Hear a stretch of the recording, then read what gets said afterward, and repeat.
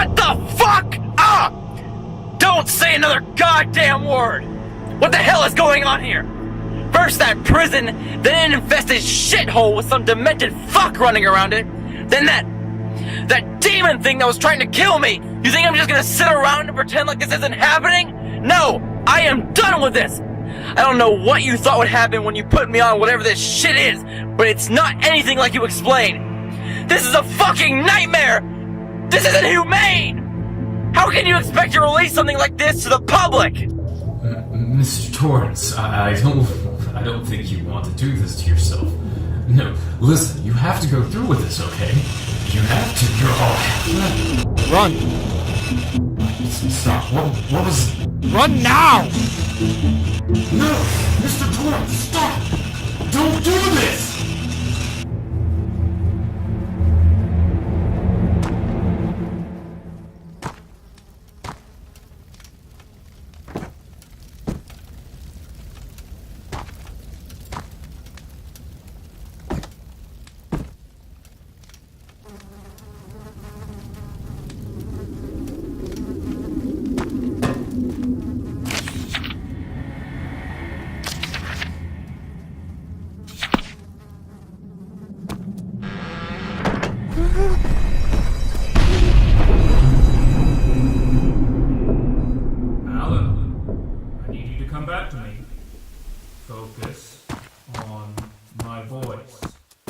Lose consciousness. This is important. I need you to stay with me or this will all be for nothing.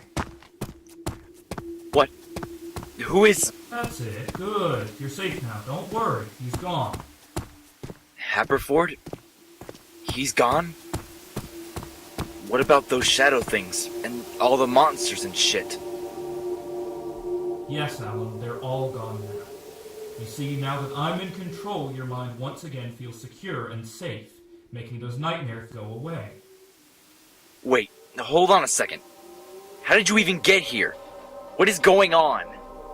Well, you see, as I'm sure you figured out from my note, we had essentially forced him out of the server and testing environment for the time being. I've been trying to do the same this entire time, but unfortunately, I alone am not strong enough to force him out. With your help, the combined power of our minds was able to cut his control. Wait, that was you writing all those notes? Why are you still here? That's a long story. So what? When I forced him out, you joined up and took control? Precisely. I needed your help to get him out, and once you did, I was able to join up to the server. As I was saying before now, that the current conscious mind that you're registering is one that is trying to work with you instead of against you. Your subconscious mind feels much more at ease, meaning it no longer generates nightmares in this world. So that means it's over now. No more trials. Can I just... please go home already? Well, not quite. Not yet, at least. You don't have to do any more testing. But unfortunately, the only way out of here is through the portal in the last trial. Now that I'm in control, though, I can shorten the path there. But I'm afraid that's the best I can do for right now. But we have to hurry, Alan. He's not gone permanently. If he's able to get the server up again soon enough, then... well, there'll be a lot of trouble. Wait, don't start with any of that yet. You haven't even told me who you are. How did you even get here in the first place? And why are you helping me? Alan, look, there's not time for this, do you understand? We're on a timer here, we can't be wasting... No, stop it! I'm fucking sick of no one explaining to me what's going on. None of this is making sense. I've been trapped in here for hours, and I still don't understand what's happening. Look, I don't want to be in this situation either, but I need to understand what's going on before I'm gonna do anything. Well, if you insist, step forward. My name's Subject F-28, if you're wondering. Or at least that's what I go by.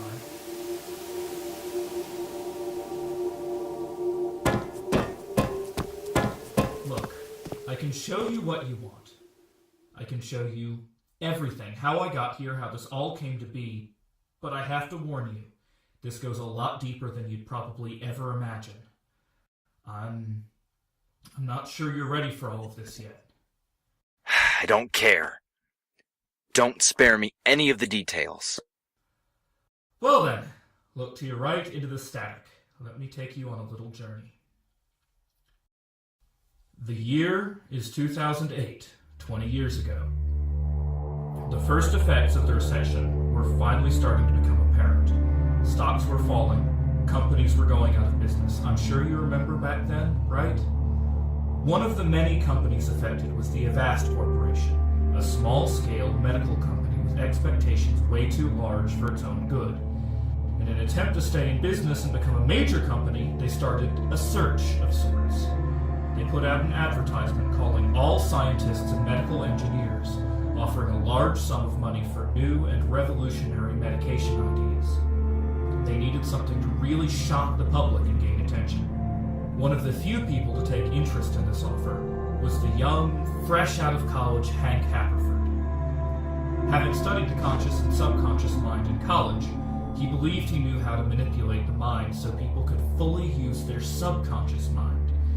So he sent an email to Avast regarding what he might offer them, and sure enough, within a week, they responded, accepting him. The lab was everything he could have imagined, and more. Any supply he could have hoped to use was in the lab at his disposal, and he didn't take any of them for granted. He knew, by controlling the chemical dispersal and balance in the mind while a person was sleeping, he could open up a whole new world. And sure enough, within a few weeks, he had the first prototype of DC-02.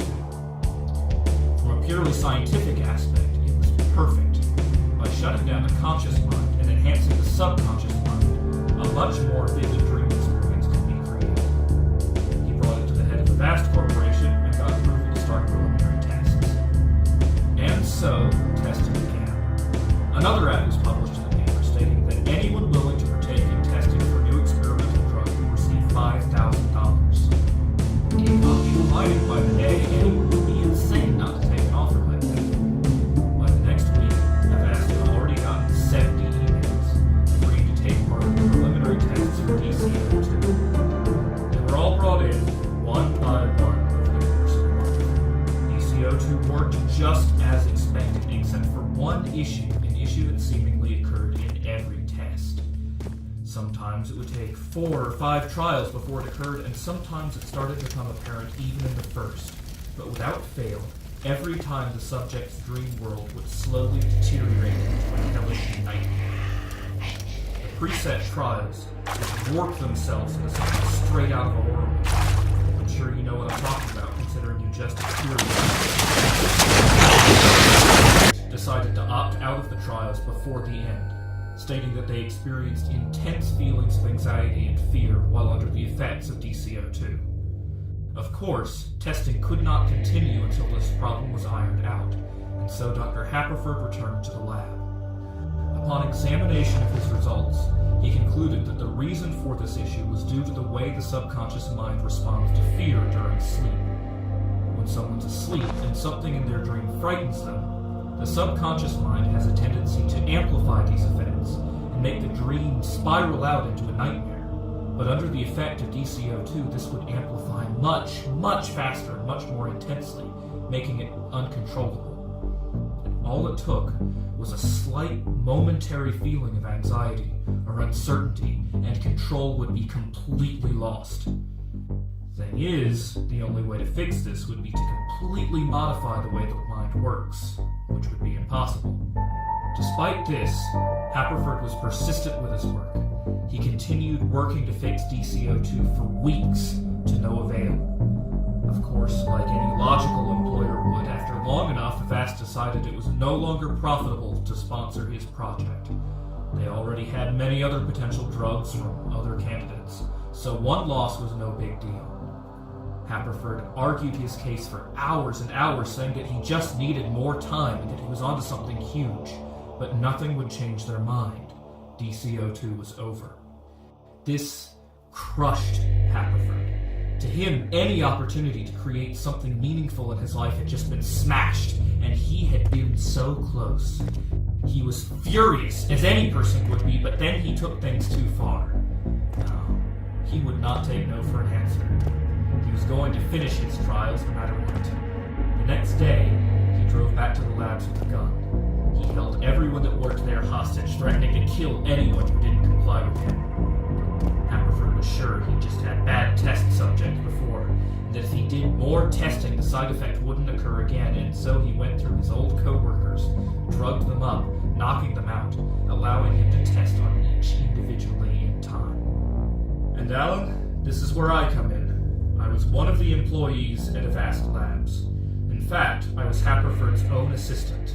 I woke up in the very testing facility I helped to build, with no recollection of who I was or why I was there. The only info he gave me was that I was known as Subject F-28 and that I was partaking in the preliminary tests for a new experimental drug, DC-02. He must have given me something to make me forget so I wouldn't put up a fight, 'cause, to my knowledge, that was the only identity I had. But as I went, things started coming back to me. I remembered who Dr. Haverford was. I remembered helping him create DC-02. More importantly, I remembered how to force his consciousness out, and I tried my best to do so. But you see, without the assistance of another mind there to force him out, I wasn't able to weaken his connection enough, causing our minds to meld together into one consciousness when we both tried to enter at the same time. It's all very complicated and very finicky technology, Alan. Even now, it's still a very experimental concept, meaning that issues like this weren't too unexpected. But something about our consciousness forcing into the same entity all at once caused it to malfunction, and I've been stuck in his mind ever since, leaving my body comatose without a mind to run it. Anyway, as you can imagine, it didn't take long for the police to arrive and realize what happened. People were reported missing, and an investigation was started, and within 20 hours of his takeover they had arrived on the scene. 10 were found dead, without a conclusive cause of death. It appeared that the brain had just shut off and never turned back on, though autopsies showed incredibly high amounts of adrenaline shortly before they passed. 3 were found alive, but too mentally scarred to even live normally. 30 were found shot through the head, lined up in the lobby with autopsies showing that they had been given some sort of sedative beforehand, meaning that they had most likely been unconscious through the whole ordeal. And 1 was found on the lab table with an IV stuck in his arm and a scanner attached to his head, and to this day remains in a coma. That 1 was yours truly. Haverford was put on death row, of course, with a 25-year wait time. But as I'm sure you figured out, the story doesn't end there. No, not with someone like Haverford. Especially after all he had been through. He'd sacrificed everything to make his invention see the light of day, and he wasn't going to stop there. So he started planning an escape. And even after completely losing his mind, he was still one of the smartest people I ever met. If he wanted to escape, he was going to escape. It was as simple as that. So that leads me to where we were yesterday. After 20 years, it was finally the day. And while the specific details of his escape aren't necessary, all you need to know is that this was one of the most intricate plans I had ever witnessed. I didn't expect any less. He's undoubtedly a genius, regardless of how mentally unstable he might be. And so he got out without anyone taking note of his disappearance. And of course, like you'd expect, after all this time, the first place he went was back to the old lab to get started with testing again. Since the Avast Labs massacre was a case that had never been closed due to investigators not being able to find the proper cause of death for many of the victims, it was still considered an active crime scene, and as a result, it was never torn down. The lab equipment, chemicals, and most importantly, the money to fund the project were still there. He looked on the web for hours trying to find the perfect candidate for testing. It had to be someone who was desperate for money but still had enough to afford a solid internet connection and a network of profiles that could be researched online. From there, he looked for people who would be desperate for money for an important cause, like, well, a family to support.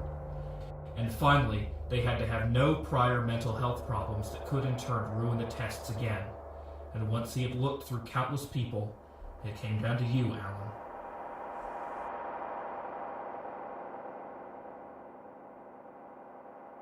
So this is where we stand, Alan. You have to understand, this is something that's bigger than you and me. This is something that has ruined countless lives and will continue to do so until the psychopath is stopped. Holy shit.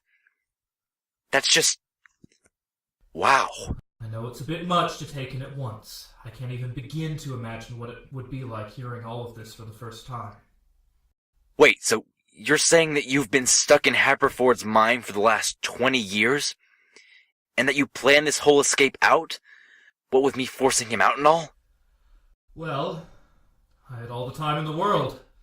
I figured I might as well make sure there was no chance he could get away if he attempted this again.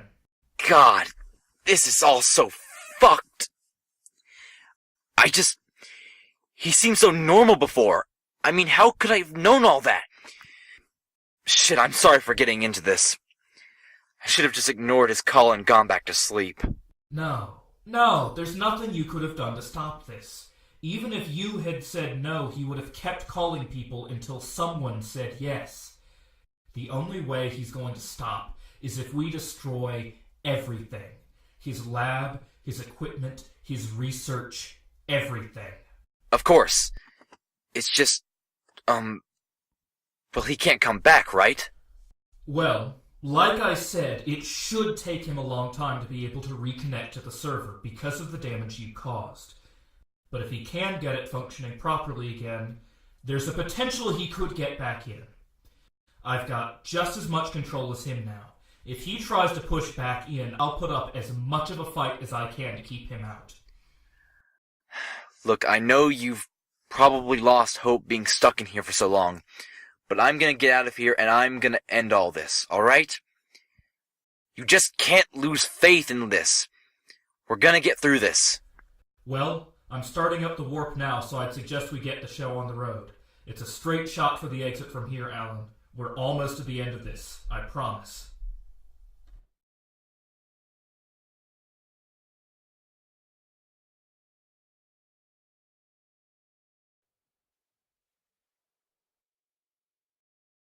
Alan, are you there? Can you hear me? Yeah, I hear you. Okay. Before I let you enter this, I need to warn you, you might see some odd stuff on your way to the exit. You see, when you released that shockwave of activity, it affected the entire system, not just Haverford's mind. In turn, you shocked the part of the system that runs the simulation, which can cause some very unusual things to happen from my experience. It can affect the entire architecture of a trial, making it twist and contort. Look, I think I can handle it. Just send me in. Well, all right then. Warping you in now.